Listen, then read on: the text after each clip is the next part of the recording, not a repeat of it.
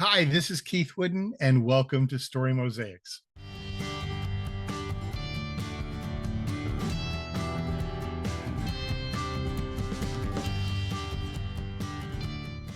Hey, I promised you that periodically we just rip a page out of my life and tell you a few of the stories that I've encountered, and so that's what we're going to do for today. And I'm so excited because actually, it's just these are just fun stories intended both to, I guess, sober us up and not take ourselves too seriously, and then also just to give ourselves a little bit of a chuckle. And so I'm gonna go back a few years in my life and I'm going to tell you two stories actually that kind of pair up very nicely with one another. Um, and they tell me that, well, I tell a lot of stories that are a little bit self deprecating.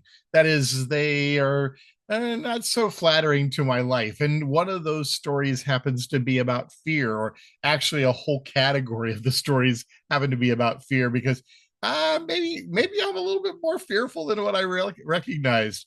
But this one goes all the way back to when I was a freshman at college. My dad was the operations manager at Ellis Airs over in Lafayette Square. And for those of you who are not familiar with Indianapolis, we lived on the far north side in Carmel at 99th is Keystone. And my dad's place of employment was all the way around, about three-quarters of the way around the city in Lafayette Square on the west side. Now, I have to tell you, I'm pretty proud of my dad because my dad had an eighth grade education. You see, when he was growing up, that was considered ample education for what he would need in his future. There was no talk of college, there was no talk of future. He had that eighth grade education. He ended up going into the service, he ended up getting a GED, and he worked his tail off, frankly. Most of my life, he worked three jobs. He sold carpet, he cleaned the schools, and then he worked as the operations manager for LS Airs. Now, some of you are not familiar with that name, LS Airs, but many of you are because Airs is like a Macy's or like a major department store in the Indianapolis area. And so he had a very responsible position. My dad could, quote, cipher with the best of them. I remember he could figure out things in his head that would take me 2 pages of writing to figure out. That's just the way dad was. And and so one of his responsibilities with that operations manager position was that if there was ever a break-in or something that went bad in the middle of the night, he had to take care of it. So that's where this story begins. You see, that night, about 12:30, I heard the phone ring and I heard my dad answer it. My bedroom was adjacent to my parents' bedroom there, and I heard my dad answer it. Remember, I was a freshman in college and I frankly had just gone to sleep, but I heard him talking in some muffled tones, but there was also an urgency in his voice that I knew that something big was happening. And he got out of bed, he got dressed, and he came into the room. He said, "Hey, there's been a break-in over at the department store. Do you want to go with me?" Hey, it sounded exciting to me. And so I threw on some clothes and we drove 22 minutes. I remember him saying that over and over and over again. We drove the 22 minutes from our house right down to getting on 465, going around 465 to Lafayette Square Mall and heading into the department store, LS Air's store. Now, here was the deal. The police were already there. The alarms had gone off and it was a silent alarm. And specifically, it was the alarm that was in the jewelry section of the store. And so we kind of had a location of where there had been someone in that store. And when we got there, there was a broken window that was on the outside of the store there, and the police were all there. And frankly, they could not enter the building until my dad was there to give them access. He didn't need to use the key because we could have walked through the plate glass that was broken, but he unlocked the door, pulled it open, and we walked through.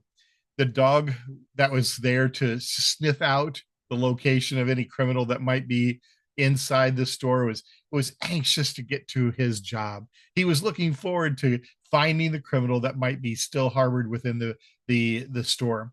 There were 3 floors to the store, and I knew them well because I'd been there so many times with my father on more normal occasions. But on this occasion, there was a heightened anxiety and anxiousness, even might I say fear, because of what had gone down. We didn't know whether the perpetrator was armed. We didn't know what he had or she had stolen. We had no idea of any of the connections that he might have to the store. All we knew was that we were there to give the police access and let the dog work.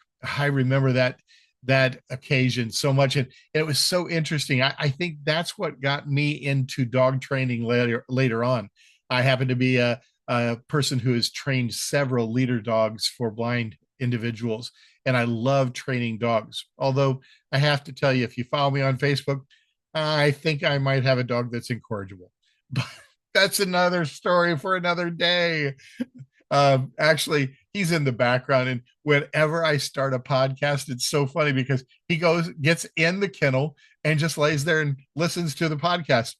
I wish there was a way I could get him to like or follow me, but so far, Weston doesn't like or follow me on my podcast. But so back to the story. So we got into the store, and I watched this dog take off, and seemingly indiscriminate in his search, but he went straight for the area that was the jewelry section, which was kind of in the back center of the store there. And he sniffed around and suddenly got on some kind of scent, headed towards the door, and stood there at the door. Again, they walked him in a little further. They released him. He released right back to the jewelry section, right back to the door. 3 times they did that, and they looked at each other and they said, Bill, I don't think he's here. That's my dad's name. Bill, I don't think the guy's still here. I think he probably left through the glass door there. Now, had we paid attention, we would have recognized that the glass was broken outward. So yeah, he was gone. At least we thought so.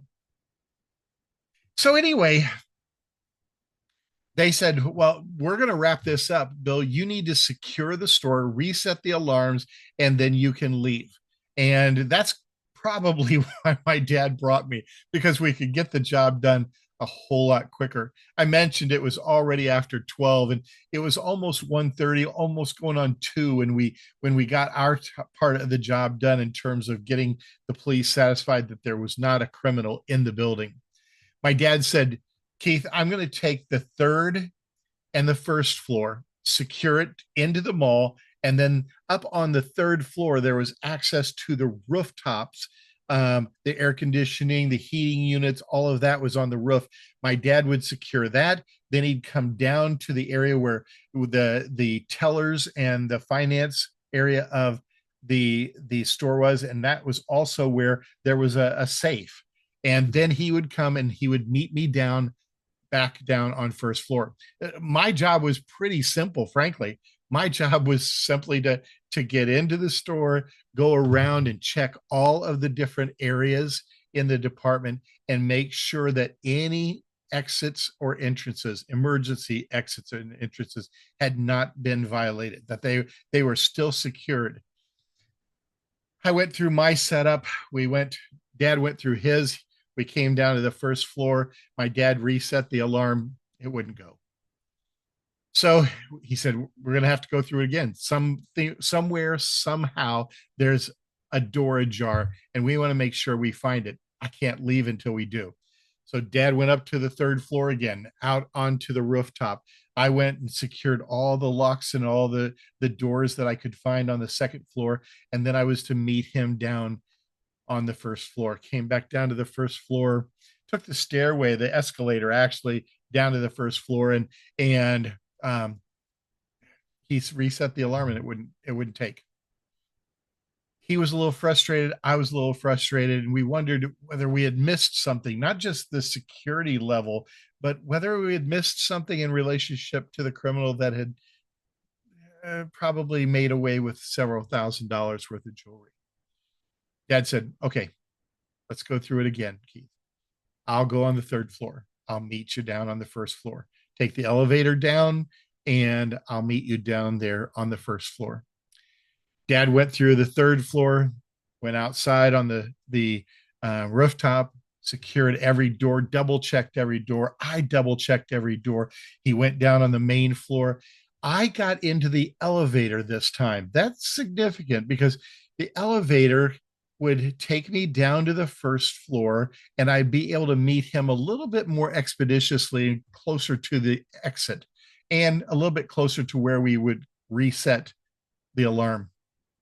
Well, that's where the tale takes a little bit of a twist. I mentioned to you that I suffer from some fears, and they say that in fear there are two major responses: fight or flight. Fight or flight. I'm going to tell you there are two more. And not only am I going to let you know there are two more, I'm going to tell you how I've experienced those two extra emotions when it comes to fear. I pressed the button, came down, and the elevator doors opened right in front of me. Right across the way was a hallway that would turn to the left, and I'd be able to see into the store. There was a wall that was just about 7 feet from me there, and maybe 8. And as I approached that door as it opened, I stepped into the opening, and my peripheral vision just caught the image of a man at the end of the hallway. It looked to me like he was holding a gun. Fight? I didn't have it in me. Flight? Nowhere to go. That hallway was only towards him. And so I experienced in this moment one of the third responses to fear, and that is faint. Yeah, fight, flight, or faint. And that's exactly what happened. I just crumbled into this glob of goo of me on the floor there. The next thing I remember is my dad walking down the hall and going, Keith, Keith, are you okay? And he grabbed a hold of me, and I came to, and I said, Dad, I saw him. I saw the criminal. He's in the store still. He said, what help me understand, what did you see exactly? And I said, when I stepped out of the elevator, my peripheral vision caught him at the end of the hallway. And Dad, I fainted at that moment, but I'm pretty certain he had a gun. We need to be careful. He said, did he look like this? And my dad pointed down the hallway, and there stood a mannequin like this. Oh, I had fainted at a mannequin. Well, needless to say, we were able to get the store locked back up, secured, and we headed for home. I'm 50 years since that occurrence, 50 years since that happened. And I've never forgot it. And my dad, through all of his years of life, never let me forget the incident of the mannequin that stared me down and made me faint. Oh, but I mentioned to you another response. There's fight, flight, faint. Yeah. Let me tell you about another situation. You know, I've mentioned that I have some fears, but there's also some things that are characteristic of who I am, and how I make it through my days, so to speak. And one of the things that I have difficulty with is staying awake, especially in some circumstances. When I drive, my wife has to make sure I stay awake. And I remember one time when my stepdaughter Carrie was riding with us, and it was early on in her relationship with our family, and how we merged everything. And Carrie taps her mom on the shoulder and says, I think Keith is falling asleep. She was probably right. I've done some of my best sleeping behind the wheel, and not for very long, I mind you. I wake up. Well, I also don't work third shift very well. I just can't make it through the night. Uh, when I was in seminary, my schedule was such that I needed to work because I needed to pay some bills there. So that I'd come out of seminary with the least amount of debt possible. But that meant that I had to take a third shift job. The way that worked is I would go in at 11. I'd travel from my home in Zion, Illinois, actually Winthrop Harbor. I'd travel down to Bannockburn and Deerfield area, and there was a benefits company there right off the main highway. I'd pull in there at 11 o'clock and I'd clock in, and then I'd set up all of my books and everything that I'd be studying that evening on a desk that was there at the entryway of this three-story building again. And I have to tell you, it was one of those jobs that was so cush. I could do all of this homework and all of my studies. I remember taking Greek while I was working there, and I had already taken Greek in my undergrad at Wheaton, but now I was taking Greek again, a little bit more intense and a little bit more focused on being able to read the text. And I was taking Greek for a second time in my studies at TEDS, Theological Ed. TEDS is the divinity school that I went to. It's Trinity Evangelical Divinity School. And so anyway, I was in a pretty good situation. Here's what I had to do. Every half hour, I had to go through the building, and there was this little card that I had to slide through a reader at several different areas around each floor. Well, I I hear things when I'm in big buildings at night. And all of my trauma from that incident with the mannequin would come back to me. I was scared to death most evenings when I was running through that building. Yes, I was running through the building. Here's the deal: I could hit those card readers at a full sprint and I could make it back down to the floor. And all they had to do was read on each level, and I could check that it had gone through, and I could make it back down to the first floor and get back behind my desk where I felt relatively safe. Um, each night I would get sleepier and sleepier. And one of the things that I did was, here's how my day would happen. I would get off at 7 in the morning. I'd drive my little pickup over to the seminary, which was only about 2 miles away. And I would climb in the back of the little pickup on a mattress, and I would go to sleep. And I'd have 2 hours from about 7:30 till 8:30 to 9:30, and I had a 10 o'clock class that I had to wake up for, and I had to get to that 10 o'clock class. I went from 10 till 2. When I came out, climbed back into my truck, went, caught a few more hours sleep from 2, 3, 4, and then at 5 o'clock I would head home and get dinner ready for my spouse and I, and we'd get started on the evening. And I wanted to have some time at family time. And so what I would do is I would stay awake till about 9 o'clock, and then I'd get an hour and a half sleep, and then I'd head back down and do the shift all over again. I'm telling you, that is not a good pattern for sleep. There was a lot of sleep deprivation going on there.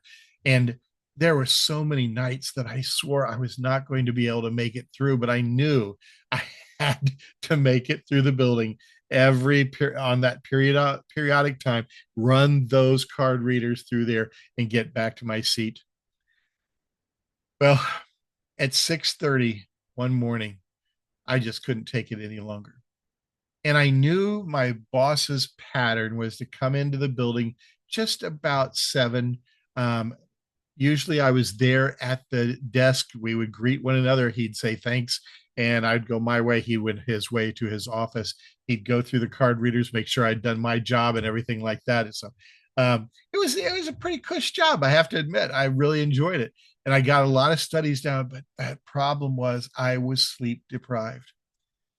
And so one time about 6:30, I couldn't stay awake any longer. So I decided I would just go into the restroom and sit down there, and maybe I just close my eyes just for a few minutes and wake up. I have one of those pretty good internal clocks. If I tell myself I'm going to wake up at 7, I'll wake up at 7. If I tell myself I'll get up at 5 in the morning, I'll get up at 5 in the morning.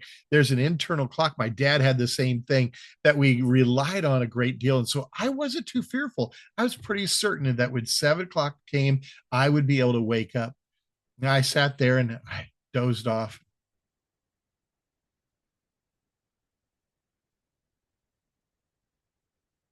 Yeah, the way it went down was this. I put my elbow on my knee and my hand on my face and dozed there just for a few moments. Just let the sleep creep in and words feel more blurred. All of a sudden, I hear the alarm sound go off in the building. Not the alarm of anything violated or anything like that. It just let me know that somebody had entered the building, and that meant my boss was in the building. He was always the first to get there. And the alarm sound was when he ran his card through the security there. I got up, but somehow in the night, I must have broken my leg. And that's what ran through my mind. Yeah. Okay. Now, I know that this has happened to you while you were doom scrolling in the bathroom. Okay, where you're just sitting there going through doom scroll, doom scroll, doom scroll, doom scroll, and then you get up and one of your legs will just not function. Seriously. Okay, you're grabbing a hold of walls and making sure you're just going to make it to the door, and please don't let me fall down the stairs. Well, that's what had happened. And so I started dragging my leg helplessly towards the door. And I get to the door and I pull it towards me and I open it up. And there is my boss right in front of me. He says, Keith, you okay? Yeah, fine. As I lean against the wall in an awkward position, just hoping that I can support myself on the one leg that is still useful. Keith, you don't look quite right. You look a little peaked. I'm fine. I'm fine. Go ahead and clock out, he told me. And then I said, "Yep, yeah, I'll do that. Just a minute. I'm just gonna go ahead back in here and splash a little water in my face." I walked back into the bathroom there and I stood in front of the mirror and then I saw what he had seen already. There was a huge handprint on the side of my face with fingers there so clearly etched from the place that I had been leaning so hard against it in my own little corner, in my own little place. I could be whatever I wanted to be. Oh, my boss never called me out on that one. He never reprimanded me. It never happened again either. I'll tell you that much for sure. Uh, well, that's the third of the fourth of the patterns. You can fight, you can flee or flight, you can even faint, or you can just try to fake your way through the fear. Hey, I don't know which ones you've practiced in your life. And I bet you, if you're just honest, you've probably gone through all four. Not everybody gets the chance to faint, but I did at least. But most of us have responded to fear in our lives in one way or another. And in fact, fear is sometimes one of the birthplaces of some trauma in our lives. And one of the things I've learned through a lot of the stories that have been told to me is that trauma is foundational to so many entry points for addictions, homelessness, to fears, to paralyzation, to the lives that we cannot break free from? He said lies, not lives. Lies we cannot break free from. Fear is foundational to so many of those elements.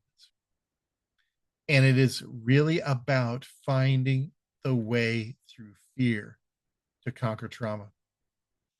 I have to tell you one other little story about my dad and I. See, at one point in my life, I went through a very difficult time with actually one of his employees. And there was a lot of trauma with that situation. And the trauma was starting to affect me and affect the people around me. I was just a kid, I was just 12 years old, but this predator had identified and begun to groom me as his target. I was paralyzed with fear in being around him. But something took place there that changed my life. I told my dad, and my dad believed me. I never saw that man either at work or in any sphere of my life. My dad made certain that I was safe and that he had listened to me. Can I tell you how important it is to have someone who will listen to you without judgment, without discounting your ideas or your trauma? And can I tell you how important it is for you to tell your story? It's what Story Mosaics is all about. Each one of us having these little fractals make up our own lives, but also make up the composite of our lives with one another. You see, when I tell you my story and when you tell me your story, whether they're humorous, serious, or sometimes even heartbreaking, there's healing, there's hope, there's there's a tomorrow that is attached to our stories. You know what? I want to thank you for laughing with me and maybe a few of you laughing at me. I want to thank you for listening, laughing with me, but also learning with me about the power of story. Thanks for joining us on Story Mosaics.